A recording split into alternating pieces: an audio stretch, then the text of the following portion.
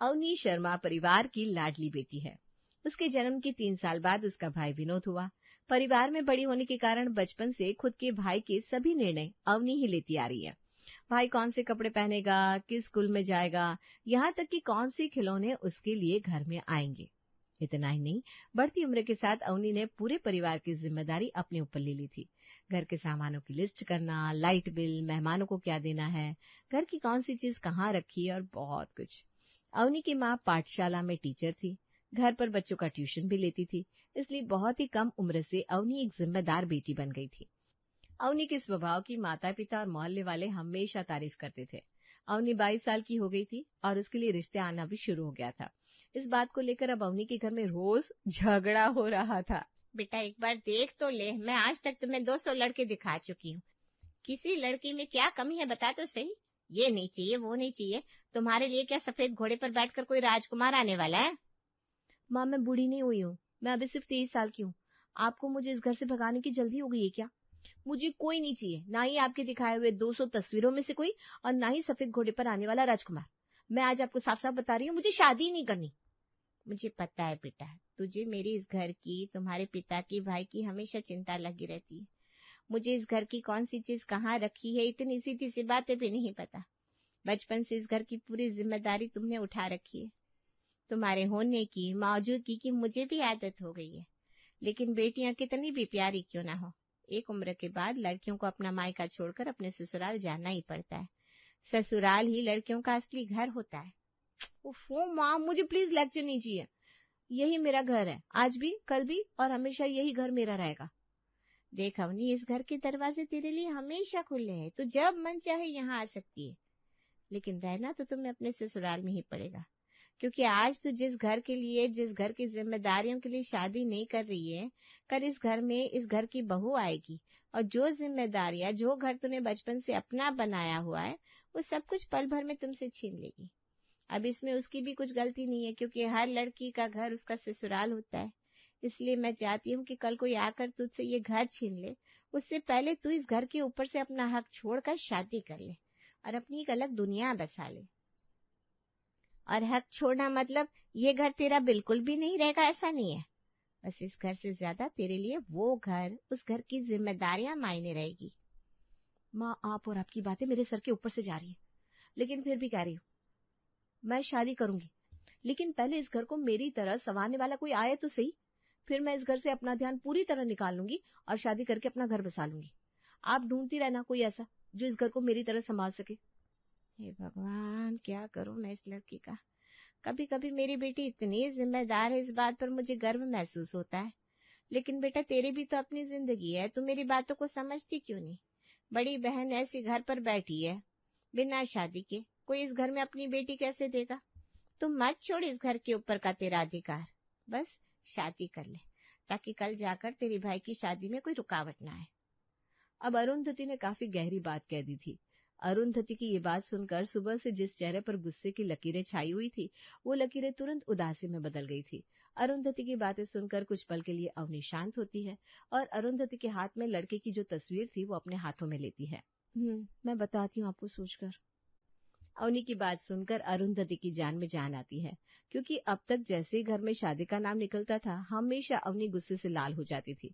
लेकिन आज पहली बार किसी लड़की की तस्वीर हाथ में लेकर कम से कम उस रिश्ते के बारे में सोचने के लिए अवनी ने हाँ तो कहा था।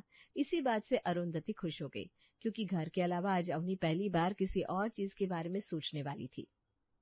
चलो, अवनी ने कम से कम किसी लड़की की तस्वीर हाथ में तो ली। हर बार अवनी के दिमाग में सिर्फ इस घर का, उसके भाई का, उसके परिवार का क्या होगा, यही विचार आता है। आज पहली बार उसके दिमाग में कोई ख्याल खुद के लिए आएगा और अवनी को लग रहा है कि मुझे इस घर से उसे भगाने की जल्दी हुई है।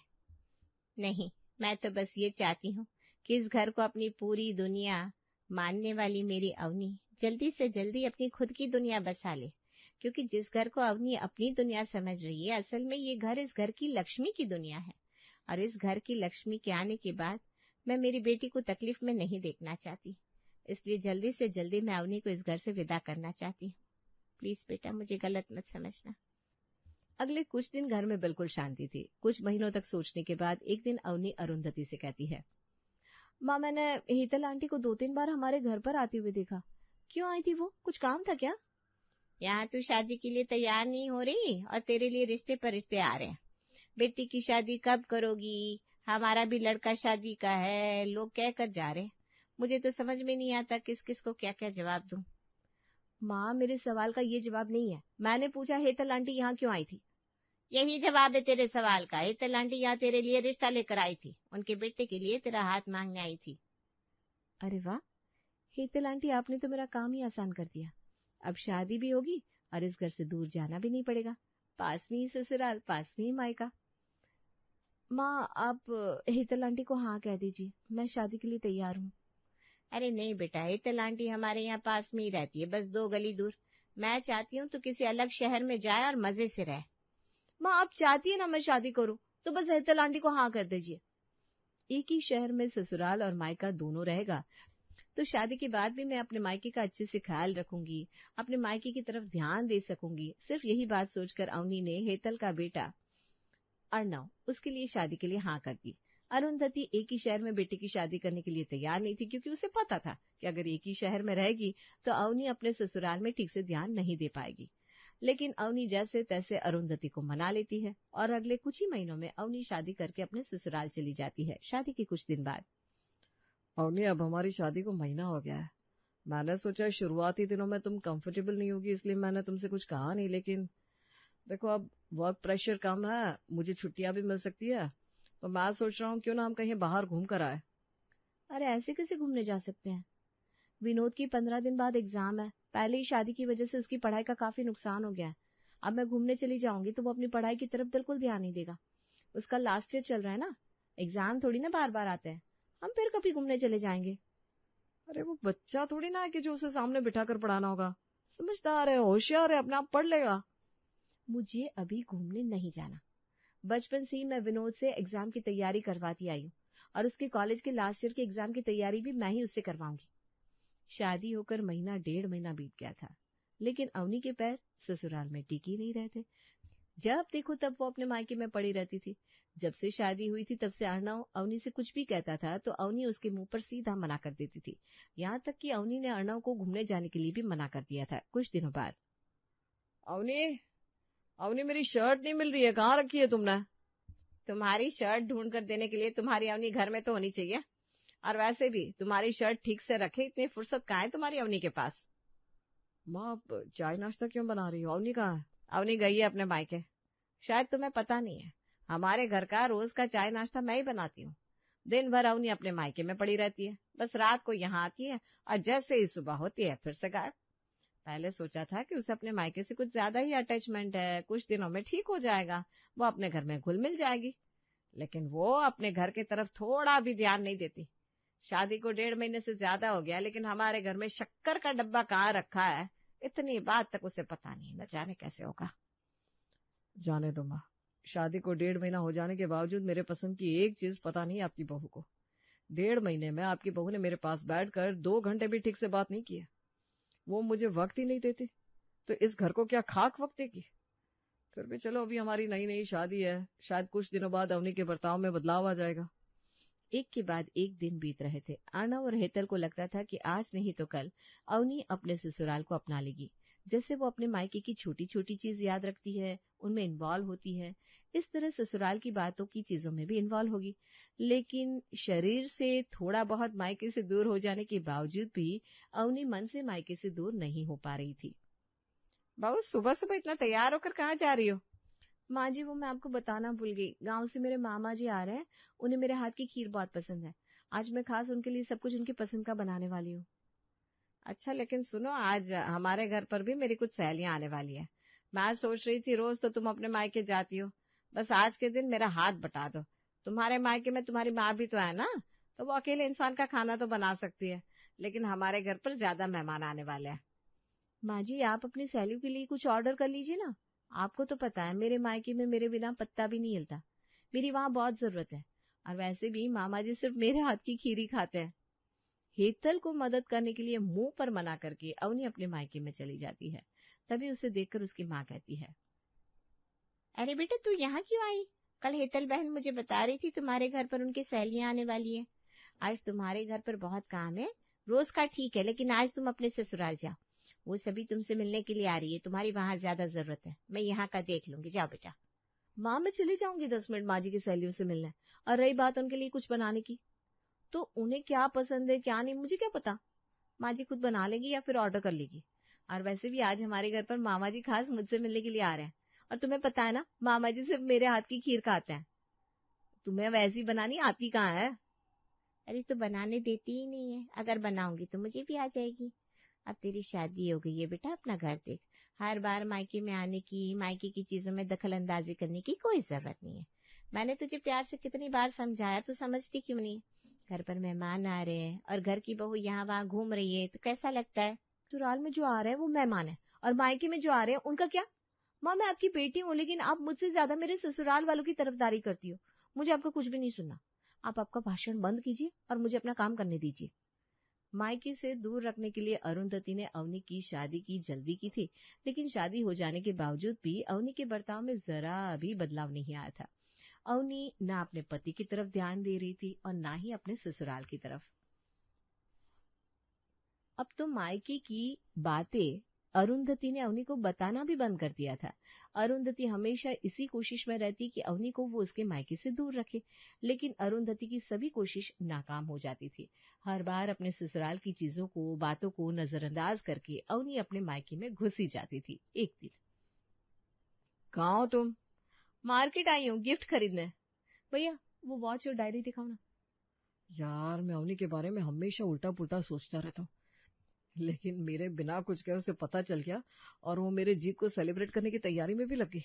शादी के बाद पहली बार अवनी मेरे बारे में सोच रही है। वाह। फोन पर बातें करते करते अर्णव ख्याली पुलाव पकाने लगता है।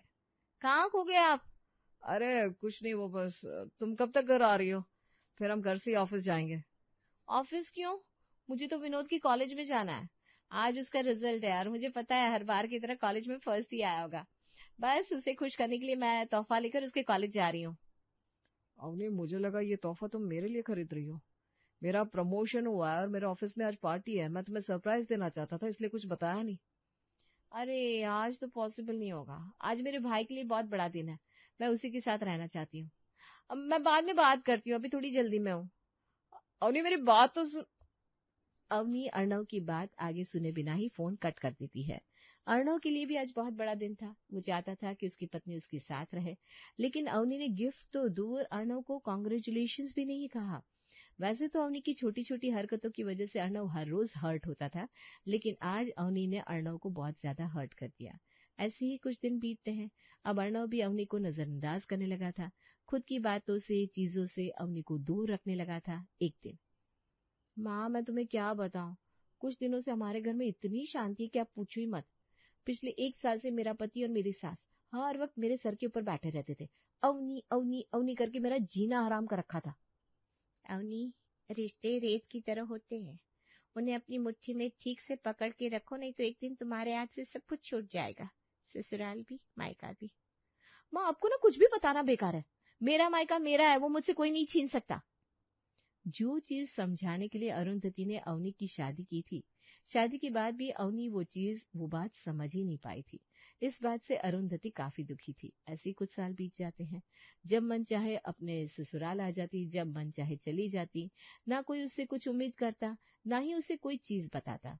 अब विनोद की भी शादी हो गई थी, अवनी के मायके में नई नवेली बहू आ गई थी। एक दिन, माँ जी अब मेरी शादी को 6 महीने हो गए, लेकिन मैंने दीदी को उनके ससुराल में कम और हमारे घर में ज्यादा देखा है। एक दिन हम उनके घर गए थे, दीदी को अपने ससुराल में शक्कर का डब्बा कहाँ है इतनी बात भी नहीं पता। सॉरी, लेकिन ये बात सुनकर ना मुझे बड़ी हंसी आई। अनघा घुमा फिरा कर क्या कहना चाहती है अरुंधति बराबर समझ जाती है। जैसा मैंने सोचा था वैसा ही हो रहा है, अभी तक तो सब कुछ ठीक था, लेकिन अवनी का ये ज्यादा आना जाना, अपने मायके में टांग अड़ाना, अब अनघा को भी पसंद नहीं आ रहा है। अवनी अपना खुद का घर तो संभाल नहीं पा रही है, अगर ऐसा ही चलता रहा तो उसके साथ साथ हमारा घर भी टूट जाएगा। ना चाहते हुए भी मुझे अपना घर और बहू बचाने के लिए कठोर निर्णय लेने ही होंगे। एक दिन मामा जी फिर से अवनी के मायके में आते हैं। ये बात अवनी को पता नहीं थी। वो हर रोज की तरह अपने मायके में जाती है, तभी देखती है कि मामा जी कैसी बनी है खीर? बहुत बढ़िया बनी है बुरानी। वाह वाह वाह वाह। कल तक इस घर में मुझे पूछे बिना लैपटॉप, कंप्यूटर, मोबाइल, गाड़ी ये सब आ रहा था। अब तो इस घर में मेरी तरह खीर बनाने वाला भी कोई आ गया है। इस घर में मेहमान आ रहे हैं, ये बात भी मुझे बताना किसी को जरूरी नहीं लगा, जैसे मेरी इस घर में कोई अहमियत ही नहीं है। अरे दीदी आप आ गई। अरे तू तो रहनी दे। मुझे अगर यहाँ आने में 10 मिनट देर हो गई तो मुझे 100 फोन करता था, लेकिन अब मैं 4 दिन से यहाँ नहीं आई तो तूने मुझे एक मैसेज भी नहीं किया। मेरी गलती है, मैंने ही ना आप लोगों को कुछ ज्यादा ही अपना मान लिया। अवनी गुस्सा होकर अपने ससुराल चली जाती है। कोई उसे रोकता नहीं, क्योंकि उसके मायके वाले यही तो चाहते थे कि भले ही अवनी अपने मायके वालों से रूठ जाए, लेकिन अपने ससुराल को तो अच्छे से संभाल ले। मेरे मायके में बहू क्या आ गई, बेटी जैसे उनके लिए धुंधली हो गई है, और मैं एक मूर्ख थी जो अपने ससुराल वालों को, पति को नजरअंदाज करके अपने मायके जाकर बैठ जाती थी। पिछले 3 सालों में बहुत गलत किया है अपने पति के साथ, अपने ससुराल वालों के साथ, लेकिन मैं अब अपनी सारी गलतियां सुधारूंगी और इसकी शुरुआत आज रात सबके लिए सबका मनपसंद खाना बनाकर करती हूँ।